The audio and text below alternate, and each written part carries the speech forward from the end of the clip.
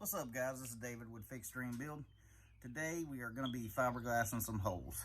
I don't know if you remember the old not the Stratus, but the Yamaha that I got for free a while back. Well, it's almost summertime and the kids want to go out on a boat, so that's become the priority, and I have been working every night trying to bust my butt trying to get it done. So let me show you what I got so far. So these holes here, of course there's a lot of other little dings and dents and whatever that we had to fix, but so these are the big holes. So since I can't get to the top side without doing some major hacking away at the floor and digging up all the foam out of it, what I have come up with is using these, they're actually shims for doors. So you could cut a piece of 2x4 or whatever too if you needed to, but quickly, just for me, that's the quickest thing I've decided to do. So once I get down here with my resin, I'm going to go ahead and basically fiberglass these into behind and make them more secured, because they're just hanging loose in there right now. As you can see, they're not actually stuck to anything. So basically I cleared away about 1 inch of foam behind the fiberglass so that I can get my finger in there and get to them. But if you notice, there's actually 4 holes now. Before there were actually only 3. Well, this one down here was hidden under this bumper, and I thought it might be, so I moved the boat up a little bit using pulleys, and noticed, oh, there is another hole there. So so with mine, I decided to go ahead and clear back 4 inches from the hole so that I could lay up 1 piece of fiberglass at 4 inches, or 2 pieces of fiberglass 4 inches. So the plan, basically, I'll get my resin mixed up, get those shims in there so they're not moving around on me. Once that's done, we're going to be laying up these little fiberglass. This is the smallest hole, the one that was covered up that I couldn't find. 3 pieces of it, and this is chopped strand, and this is the kind that has the braid on the back. So this is more structural, and then we got another chopped strand matting. And then each one of them has their own little design, so they got their own little pattern. All right, so I'm mixing my resin up here, and I do 2 ounces, and 1 ounce normally they say is 14 drops. I believe it is. You may want to Google that. 14 ounce of hardener. 14 drops of hardener per ounce of resin. And so that's 28 drops. I just put 30 in there. I'd rather have too much than not enough, because if it doesn't harden you in a bad way. So I'd much rather have a couple more drops than not enough. And we're talking about drops here. So, and of course, I'm starting with the smallest hole. A lot of people have their theories on why that's the best way to do it, but mine is because it's just a smaller hole, easier to work with. It's the first one I'm doing, so I don't want to jump right in and jack something up right to start with. So, and if I do, it's a small hole, so I can just grind it off and do it again later when it hardens. So they say mix this for like a couple minutes.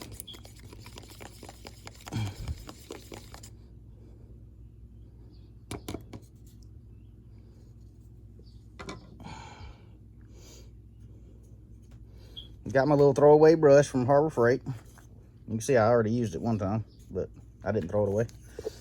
Anyway, let me see if I can set this camera up so y'all can see me and what I'm doing.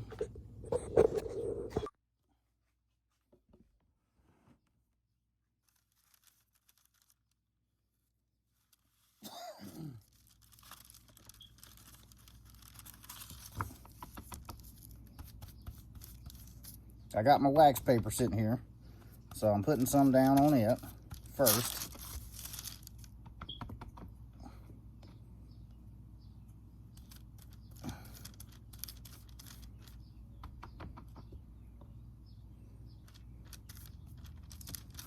That way, this first little piece should have plenty of resin on it to hold it in place, and wetting the other side.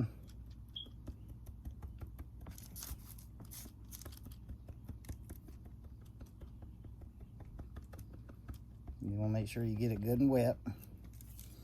And then we're going to go for the other piece. So my resin needs to be a little wider. My resin hole. My little puddle.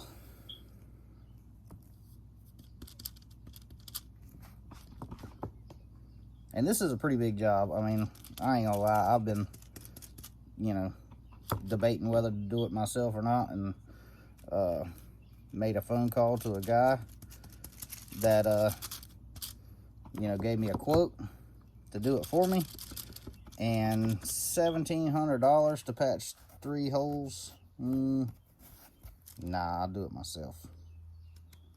So, you might feel differently about it. I mean, you know, it's up to you. Obviously, you know, I can't hate on somebody if it's something that they don't feel comfortable doing, because, you know, I didn't even feel comfortable doing it, and I did it in my head 300 times while I've been contemplating doing it or not. So, it's a big job, and some people may not feel comfortable doing it. I don't really feel comfortable doing it, but I don't feel comfortable paying $300 either, or I mean $1,700 for something that should be a $300 job. Well, let me rephrase that. This is a lot of man hours. I mean, so I understand the quote that was given to me in some fashion, but I also understand that I'm broke. I'm poor. We poor people, you know what I'm saying? We're not broke, but we're not poor. But I guess I'm just cheap. But, you know, it just depends on your comfort level and, you know, that kind of thing. But for me, no. I can't do that. I can't see paying that kind of money to have somebody do something that I can Google on the internet and find out the best way to do it. And the only reason why I really had my doubts was because it's a hole. It's the hole of the boat. And the hole of the boat's pretty important, you know, for floating. So, and I talked to another guy. He told me it was a structural damage, and, you know, I had to be fixed right, and this and that and other. Well, these Yamahas don't have stringers in them, so technically it's not really structural. It is. I mean, it is in some sense, because the hole of the boat's what holds it all together. You know, so, but on these fiberglass repairs where you can't get to the inside of the boat to fix it, because they want it done from both sides. So they want you to, you know, basically do it from both sides and pancake it on both sides with fiberglass. Repair it from both sides, basically like I'm doing from one side. But that's the point with the shims, to hold it on the inside as well as the outside. So, and other people have told me that they do the, sorry, I was counting my drops. Some people have told me that they use a fiberglass resin mixture where you can actually put it all, you know, you cut your fibers up and you put it in this basically, and then you cram it in behind the fiberglass like I did with the shims. But that's a messy deal there. That's basically what I did as well, because the I'll mix up 4 next time instead of 2, because that was not enough. But anyway, so the one I did,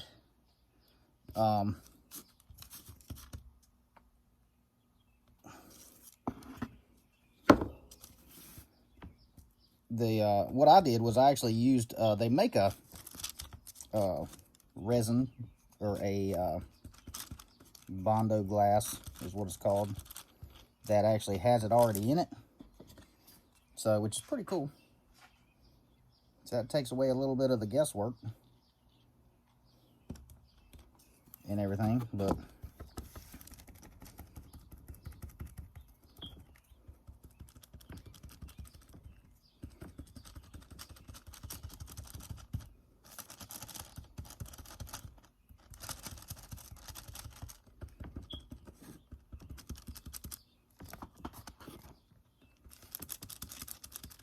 and once we're done with this, we'll take it over there and we'll stick it on there. Hopefully it stays like it's supposed to. I'm gonna have to slap some gloves on because this is gonna be a nasty mess.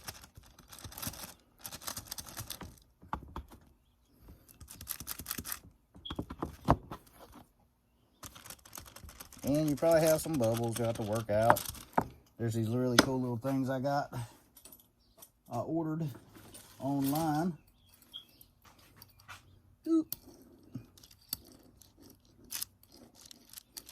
And if you want to see more about, I mean, I'm not an expert like y'all know. I don't do this every day. I'm not a boat guy. I don't work on boats every day, so I can't give you, you know, a whole lot of. All I'm giving you is the fact that you can do it. You don't have to go pay somebody $1,700 to patch a couple of holes for you. I mean, boat holes are scary because you're out in the water. You don't want to be stuck and everything, but I mean, you also don't want to be broke either. You want to be able to afford to go out on your boat. So, anyway. Alright. So now, that's all done, so we can go slap it up there. See if I can get you positioned where I don't drop stuff all over my phone. Yes, I use my phone to record. Here we go.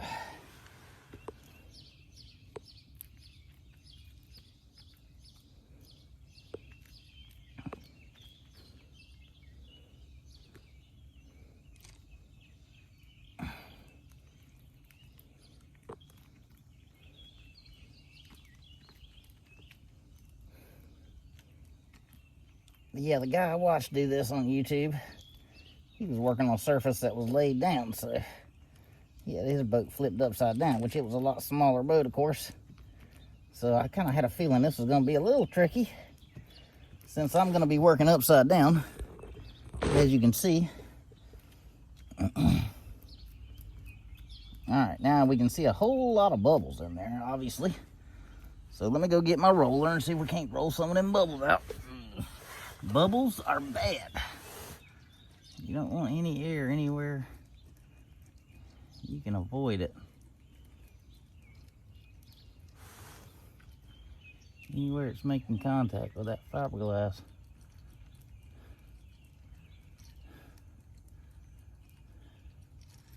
You want it to have a good contact. And there's a bubble right there.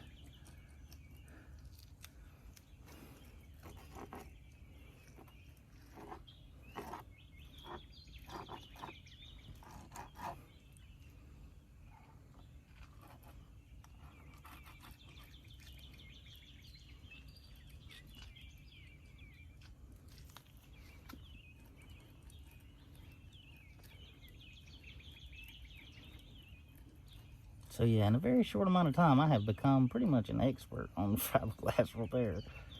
But it's not something that can't be done. It's not something you can't do yourself. And you shouldn't be scared of it. It can't kill you. Well, it can if you drink it, but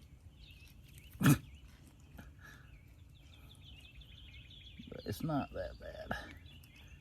You just want to make sure everything is done, your prep is done right before last night. Of course, yesterday I worked on grinding all this fiberglass away and all the old gel coat, grinding it all away. And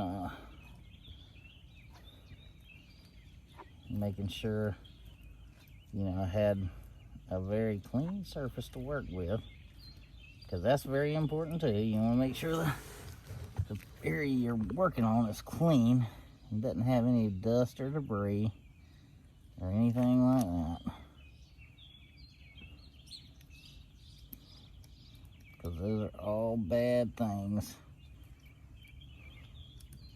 They will cause this fiberglass to not stick properly, adhere to the surface properly.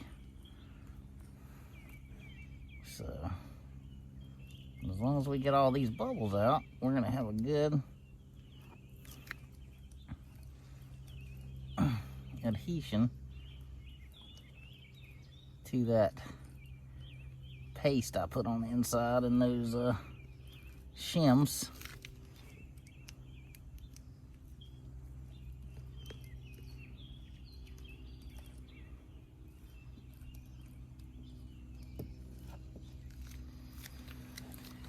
And this is tedious, but it's very important that you get all those bubbles out.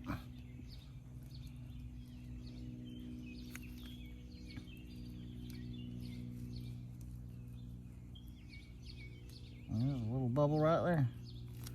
Didn't even see that one.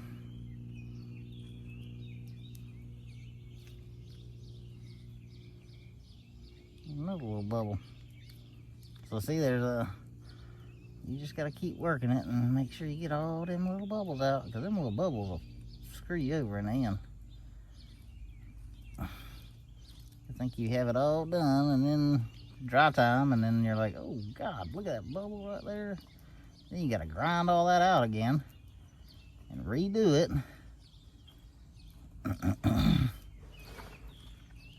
And I don't know if you can see it in the camera, but they're hard to see. They're hard to see with the eye. So, but like I said, it's just like wood or anything else that you work with, you know, you can cut it all out and start over. It's not a big deal. It's not the end of the world.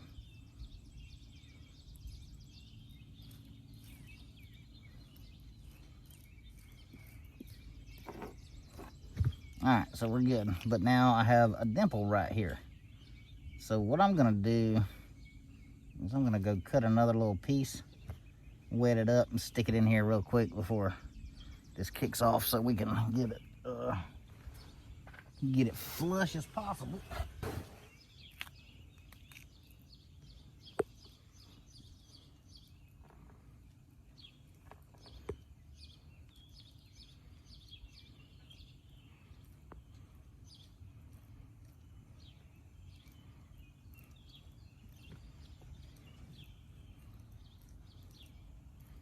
That actually worked out pretty good.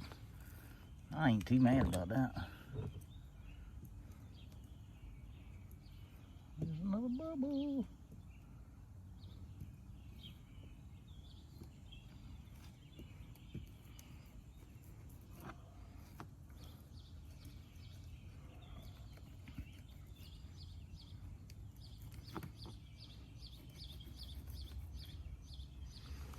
Oh, see if I see any more bubbles. Need to get out more.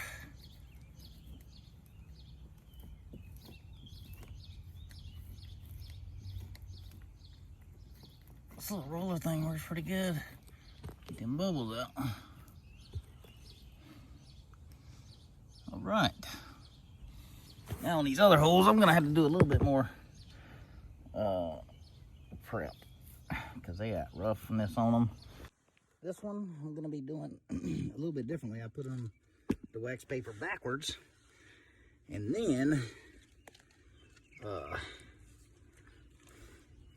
so this time maybe it'll oh great, just got it all over my camera. I was trying to be careful. This way I can just stick it up there, and hopefully it goes on perfectly. Oh yeah, that's good.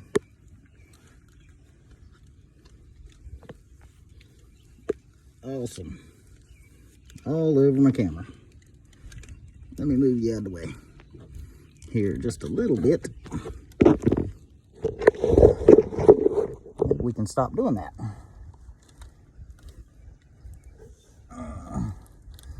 Is acetone safe for cell phones? I guess we're gonna find out here in a little bit. Maybe that'll be another video. Who's kidding me? I got no time for videos. That's why you don't get one very often. All right, let's see if we can get this thing stuck up here. So I'm just gonna stick the wax paper and the whole 9 yards up here. And hopefully that works a little better than the other way we did it. Because the other way didn't work so hot, I don't think, anyway. Let me make sure I got it lined up right. Yep.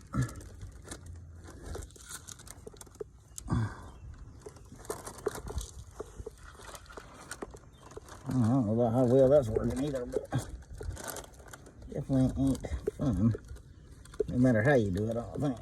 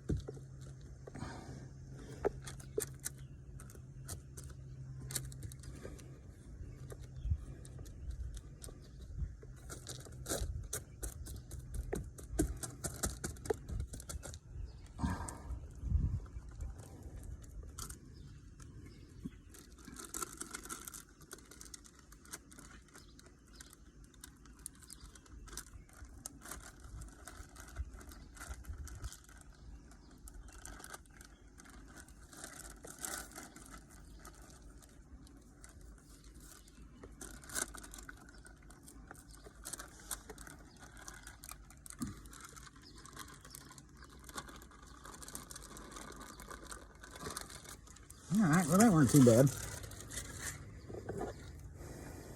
Not too bad. Now we just got to get all the bubbles out. And bubbles there are aplenty.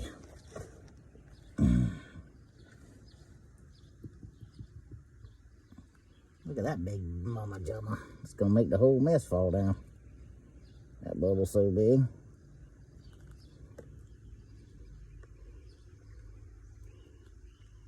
Some of these holes are kind of connected, so I thought maybe the air would just flow out of them. So it wouldn't be so bad, but I guess that's not how it works.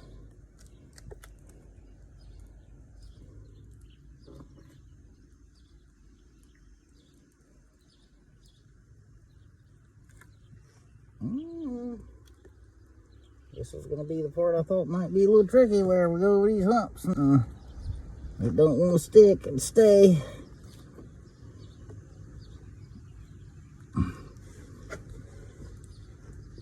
Another set of hands would be amazing right now.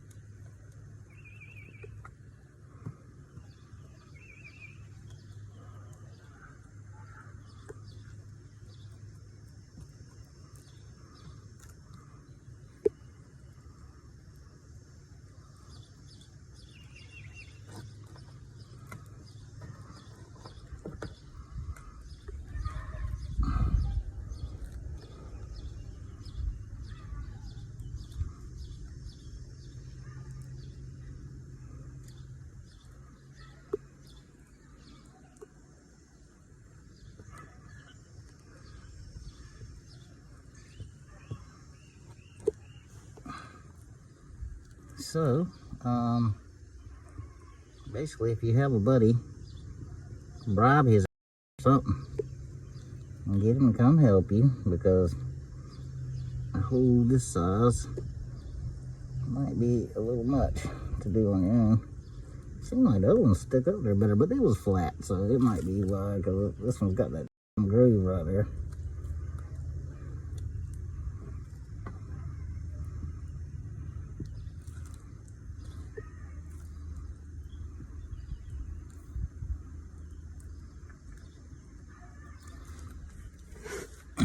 Sure was a lot of resin for me to get all in my hair. Maybe I should have put on a hairnet.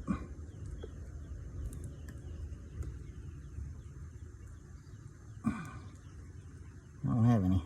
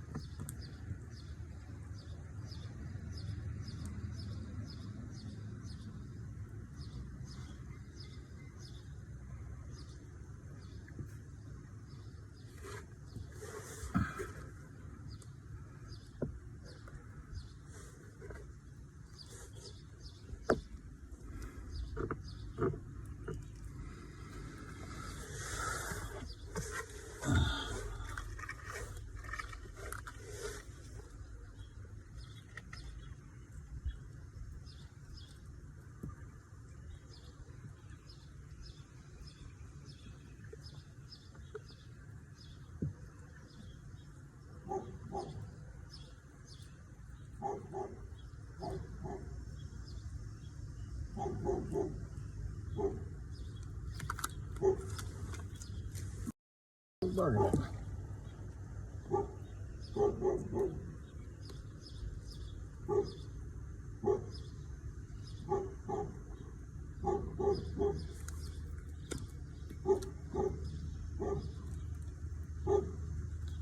So we did it. We got it up there. But it was a little tricky. A little bit tricky. Now we just want to make sure it stays formed the way we want it to stay formed. Around that little curve, make sure we get all these bubbles out.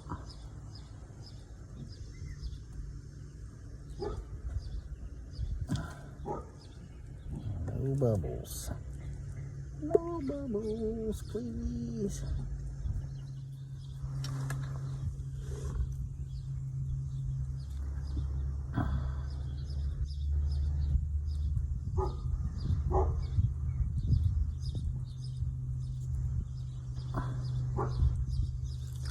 So, like I was saying about, I'm no professional, obviously, but there are people that I like to watch that do certain things, and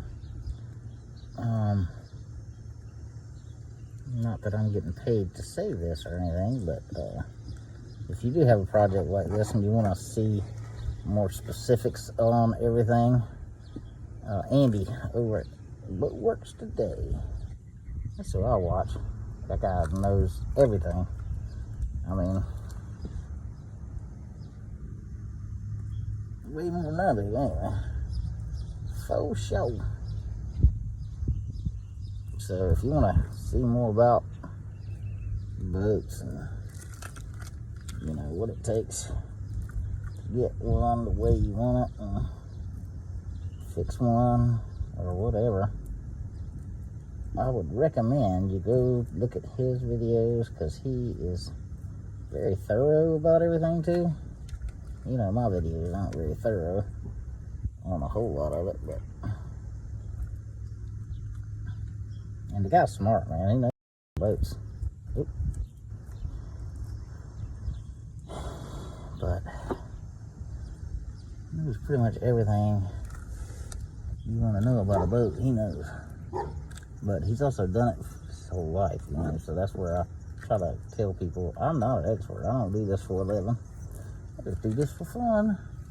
The video part of it, anyway, is not informative. You know, it's not to teach you the right way to do it. It's just to show y'all that I do stuff like this all the time, and you could too, you know. Don't sell yourself short. we all have our talents. I mean,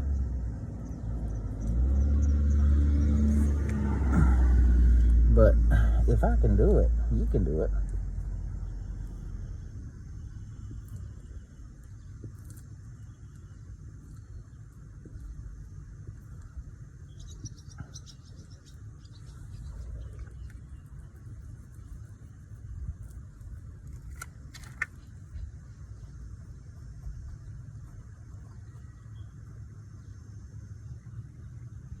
It's getting a little thick, a little sticky.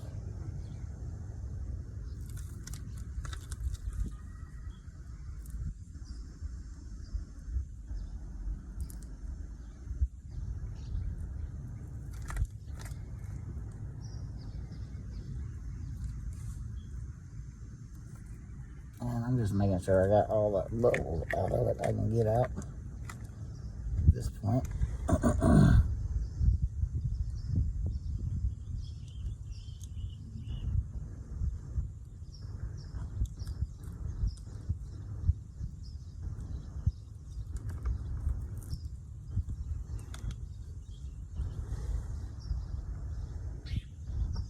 Looks like it's going to be about it on that one. Alright, now, gotta figure out how I'm gonna get that resin off my phone. And this hole we did earlier is already set up and hardened. That thing is just about ready for filler. Alright guys, so the last one I did, the biggest one I did off camera because I didn't want to get resin all over my phone again. So anyway, it went up pretty good. I didn't get it all the way wetted out before it already started catalyzing. So we're gonna have to wait for it to dry, sand it all down, and see how it looks. But it was just around the edges, so I'm hoping maybe it'll be okay.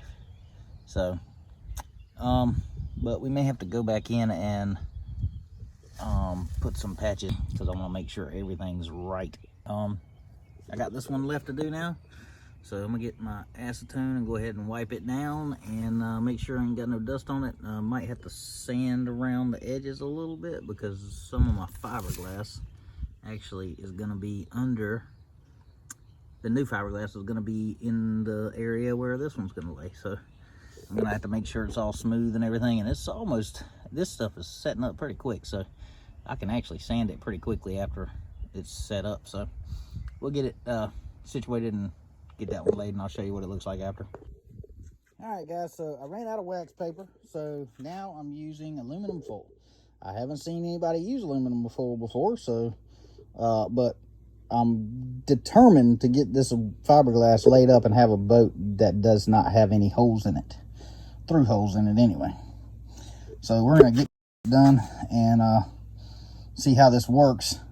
And worst case scenario, if it sticks to the fiberglass and I can't get the fiberglass off of it, I can just let it set up with it and sand it off later. So let's see what happens. All right guys, so I got the last hole buttoned up. So that's all 4 holes buttoned up. So then I'm gonna come in later tonight. I gotta go to my mom's, so for dinner or lunch, but we're gonna go ahead and sand all this down when I get back. All right guys, I'll be back shortly.